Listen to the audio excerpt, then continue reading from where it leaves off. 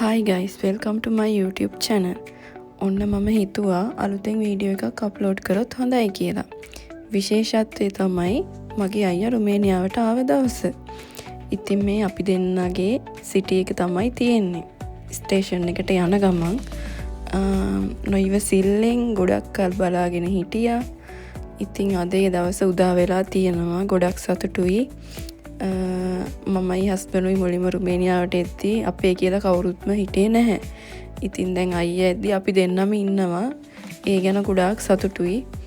ඉතින් අපි බලමු අපි යන්නේ මොන වගේ ට්‍රේන් එකකද කියලා. අපි දෙන්න උදේ ගොඩක් කලබලෙන් තමයි ස්ටේෂන් එකට ආවේ. මොකද මේ අපි එන්න හිටපු බස් එක ඒ ටයිම් එකට ආවේ නැහැ. ඊට පස්සේ අපි දෙන්නගේ දිහා දෙයියෝ බැලුවා වගේ මේ කාර් එක ලේඩි කෙනෙක් ඇවිල්ලා මේ කිව්වා යත් එක්ක සිටි එකට යන්න පුළුවන් ඉක්මනට එන්න කියලා. එහෙම තමයි අපි දෙන්න මේ ආවේ ස්ටේෂන් එකට. ඉතින් මේ ට්‍රේන් එකත් ඒ වෙලේ ඒත් එක්කම වගේ ආවා. ඉතින් අපි දෙන්න ගොඩක් බය වෙලා හිටියේ අපිට ට්‍රේන් එක මිස් වෙයි කියලා. ඒ වුණාට මේ වෙලාව හොඳ නිසා ට්‍රේන් එක මිස් වුණේ නැහැ. අපි ගියේ CFR එක නෙමෙයි රෙජියෝ කලතෝරි කියලා තියෙන්නේ. ඒක තමයි අපි ගියේ. ටිකක් වෙලා යනවා ඒ කියන්නේ. ඒ වුණාට අපි චෙක් කරලා බලන්නත් එක්ක කොහොම ගියේ මේ ඒකේ අනික ගානත් අඩුයි. ඒ නිසා කොහොම වුණත් ඉතින් එකම තැනටනේ යන්නේ. ඒ හින්දා ඉතින් අපි ඒකේ ගියා. CFR එක යන්නේ නැතුව. රුමේනියාවේදී මම දැක්ක විශේෂ දෙයක් තමයි මේ කියන ටයිම් එකටම ට්‍රේන් එක නම් එනවා. බස් එක එදා අපිට ෆස්ට් ටයිම් තමයි බස් එකක් මිස් වුණේ. කවදාවත් බස් එකක්වත් ට්‍රේන් එකක්වත් ඒ වෙලාවෙන් පිට මිස් වෙලාම නැහැ. ඉතින් ඒ ගැන කියන්න සතුටුයි. අපේ ලංකාවත් ඒ වගේ වුණා නම් ඉතින් ගොඩක් හොඳයි නේද?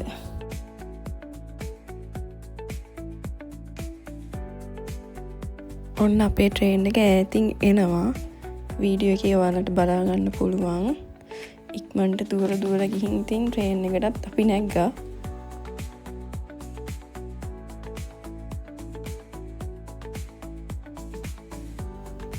ඔන්න එනවා ට්‍රේන් එක. ඒ ට්‍රේන් එක නම් ලස්සනයි හැබැයි. CFR එක නිල් පාටයිනේ. CFR එකත් ලස්සනයි. මේකත් ෂෝක් ලස්සනයි ඉතින්.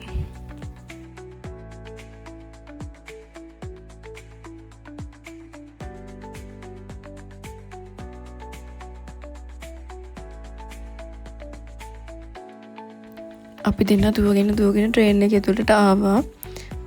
මෙහෙම තමයි ට්‍රේන් එක ඇතුළේ තියෙන්නේ. උදේ වරුවත් නිසා සෙනග ටිකක් අඩුයි. බුකරස්ට් කිට්ටුවට වගේ යනකම්ම සෙනග හිටියේ නැහැ. කොහොම වුණත් අපි දෙන්න ඉතින් වටේ ලස්සනත් බලාගෙන බුකරස්ට් වලට යන ගමන් වටේම ඉතින් පේන්නේ සුදු පාටට තමයි. කලින් වැටිච්ච හිම ඒවා දිය වෙලත් නැහැ හරියට. හිමත් බලාගෙන වටපිටේ ලස්සනත් බලාගෙන අපි දෙන්න ඉතින් යනවා. මම නම් ඉතින් එච්චර වින්ටර් එකට දැන් ආස නැහැ. රුමේනියාවට ආව මුල් කාලේ අනේ කවද්ද හිම වැටෙන්නේ ගානේ බලාගෙන ඉන්නේ හැමෝම වගේ. ටිකක් කල් යද්දි එපා වෙනවා ඒක ඉතින්. දැන් ඉතින් කැමති ස්ප්‍රින් එකටයි සමර් එකටයි තමයි. එහෙම හොඳයි ඉතින් පොඩ්ඩක් අර රස්නිය ටිකක් හරි තියෙනවානේ. සමර කියන ගොඩක් රස්නි. ඔන්න ඉතින් අපි දෙන්නත් ඉන්නවා.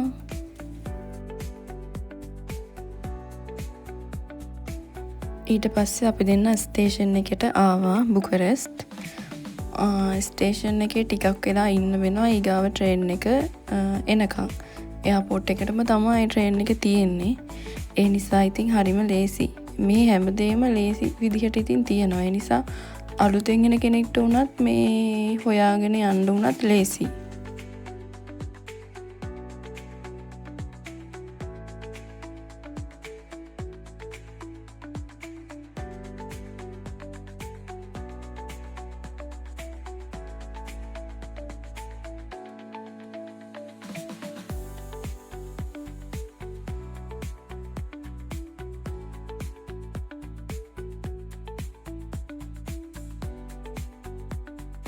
ඊට පස්සේ අපි දෙන්න දැන් මේ යන්නේ මල් ගණ්ඩයි ATM එකටයි. මල් මෙතනින් ගත්තා. ඊට පස්සේ මෙයා ගාව මාරු කරන්න එවැනි සල්ලි නෑ කියලා කිව්වා. ඊට පස්සේ අපි දෙන්න KFC එකට ගිහිල්ලා එතනින් කෑමත් කාලා සල්ලිත් මාරු කරගෙන ඇවිල්ලා මෙයාට දුන්නා. මං ගත්තේ පොඩි මල් එකක්. ඒක ලයි 60ක් වුණා. මේ කාලේ ඉතින් මල් ටිකක් එක්ස්පෙන්සිව් සීතලත් නිසා. ඒ මල් එක ගොඩක් ලස්සනයි. මල් කොහොමත් ලස්සනයි. ඒ වුණාට මට මේ මල් එක ගොඩක් ලස්සනට පෙනුණා. ඉතින් ට්‍රේන් එකත් ආවා එයාපෝට් එකට යන එක. ඉතින් අපි දෙන්න දැන් ඒකට නගින්න තමයි යන්නේ.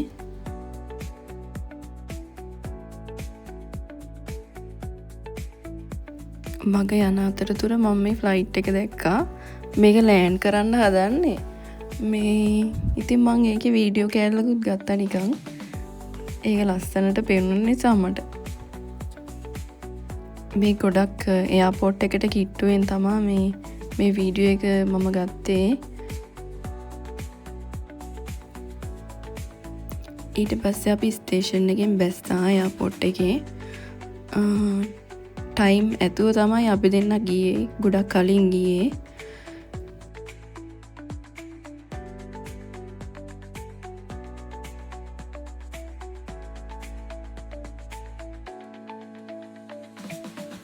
ඊට පස්සේ අපි එයාපෝට් එක ඇතුළට ආවා. අපි ඉතින් ෆෝන් එකකිනුත් බල හිටියේ දැන් කොයි හරියද කියලා අයියා. කොහොම හරි ටිකක් වෙලා ඉඳන් අපිට ඉන්න වුණා. ෆ්ලයි ඩුබායි එකේ තමයි ආවේ. දැන් ඔය අයියා එයාපෝට් එකට ඇවිල්ලා ලෑන්ඩ් කරලා ඒත් එයා එළියට එන්න තමයි ගොඩක් වෙලා ගියේ. ඉතින් අයියාගේ කම්පැනි එකේ කට්ටියත් ඇවිල්ලා හිටියා. යාළුවත් ඉතින් ගොඩක් වෙලා බලාගෙන හිටියා. නරකම වැඩේ කියන්නේ අයියාගේ ලැගේජ් එකත් කැඩිලා තිබ්බේ. ෆ්ලයි ඩුබායි එකේ ආවොත් ඉතින් ඔහොම තමයි.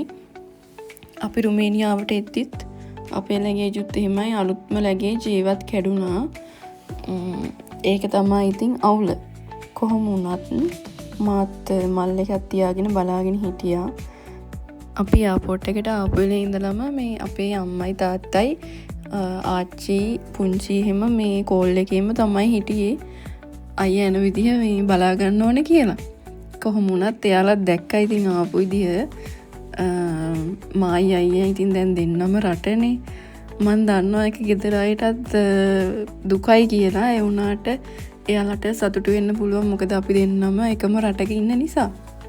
ඒ වගේම අයියාගේ වයිෆ්, එතකොට අයියාගේ පුතා, ඒ හැමෝමත් අයියා ලංකාවෙන් එන දවසේ හැමදේම මට මතක් වුණා. මම රට එද්දී ඒ තිබ්බ හැඟීම් මට ඒ විදිහටම දැනුණා. මම මෙහෙ හිටියා කියලා ඒක මට දැනුන්නේ නැතුව නෙමෙයි. මම සතුටු වුණාට එයාලට දුක ඇති වුණා කියන්න මම දන්නවා. නමුත් අනාගතය වෙනුවෙන් හැමදේම කියලා හිත හදාගන්න වෙනවා අපිට.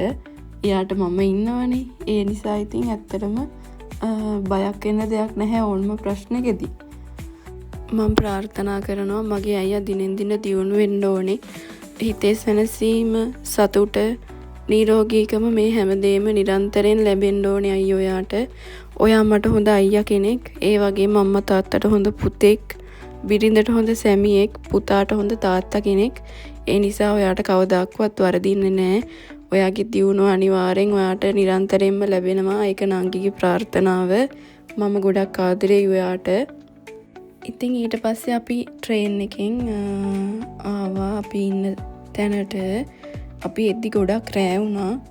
එද්දි වැස්ස එක්ක පොඩ්ඩක් හිම වැටුණා. ඉතින් ඒ දවස් කවදාකවත් මට ජීවිතේ අමතක වෙන්නේ නැහැ. මම ගොඩාක් බලාගෙන හිටපු, ගොඩක් සතුටු වුණු, අමතක නොවන දවසක්. මේක මට මෙමරි එකක් විදිහට නිසා මම මේ හැමදේම රෙකෝඩ් කරගත්තේ. ඉතින් මගේ වීඩියෝ එක බැලුවට ගොඩාක් thank you. ආයේ වීඩියෝ එකකින් හමු වෙමු. bye.